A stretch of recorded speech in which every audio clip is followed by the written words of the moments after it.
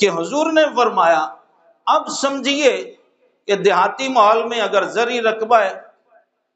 کنالوں کے حساب سے یا ایکڑوں کے حساب سے، شہری ماحول میں مکان میں سے حصہ بنتا ہے، پیسے میں سے بنتا ہے، تو بھائی پیسہ ہو، جگہ ہو، دکان ہو، مکان ہو، باغ ہو،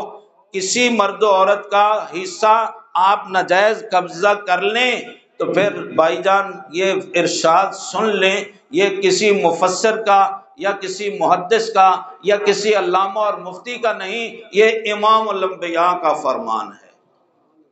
کہ اتنا پھر جتنا قبضہ یہاں کرو گے اتنا بڑا جہنم کی آگ کا توق تمہارے گلے میں ڈالا جائے گا۔ اس لیے میرے بھائیوں، میرے دوستو،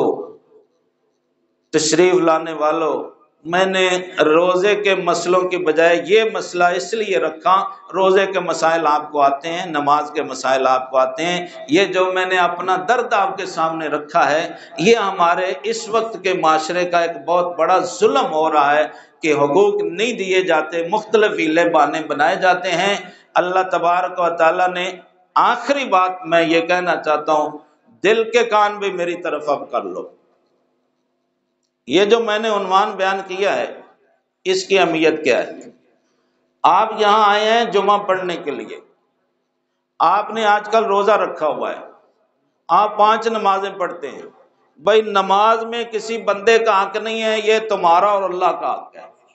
ٹھیک ہے؟ اگر تمہاری نماز میں کمی بیشی ہو گئی تو اللہ معاف کر دے گا۔ روزہ تیرا اور تیرے رب کا معاملہ ہے، یہ کسی بندے سے تعلق نہیں رکھتا۔ اگر تیرے روزے میں کوئی کمی بیشی ہو گئی تو وہ غفور الرحیم ہے، وہ معاف کر دے گا۔ لیکن بھائی یہ جو وراثت ہے یہ تیرا اور رب کا مسئلہ نہیں ہے، یہ تیرا اور تیرے ساتھ والے بندے کا اور رب کا مسئلہ ہے، یہ ڈبل ہے، یہ اللہ کا بھی ہے، یہ بندوں کا بھی ہے، یہ معاف نہیں کرے گا وہ۔ جس طرح یہ جمعے کی 2 رکعتیں فرض ہیں، روزانہ کی 5 رکعتیں فرض ہیں، یہ وراثت اس سے بڑا فرض ہے، یہ اس کے برابر کا نہیں ہے۔ میں ذمہ داری سے عرض کر رہا ہوں، وراثت کا فرض 5 وقت کی فرض نماز کے برابر کا نہیں ہے، یہ حج کے برابر کا نہیں ہے،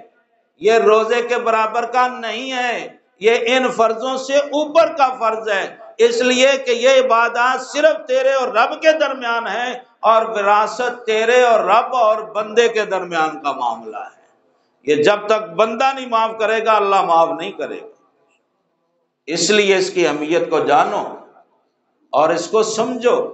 اور جب تمہارے گھر میں، چونکہ یہ ہم سب کا معاملہ ہے، مشترکہ معاملہ ہے، جب یہ ضرورت ہو تو پھر کسی مفتی صاحب سے، کسی علامہ صاحب سے وراثت کے مسائل پوچھ کر اپنی قبر بھاری نہ کرو چند 1000 روپے کے لیے یا چند فٹ زمین کے لیے، اپنی قبر کو خراب نہ کرو، اپنے رب کی رحمت سے امید رکھو۔ میں اللہ تعالیٰ سے دعا کرتا ہوں کہ جو کچھ میں نے عرض کیا جب ضرورت ہو اللہ ہمیں اس پر عمل کی توفیق عطا فرمائے۔ وما علینا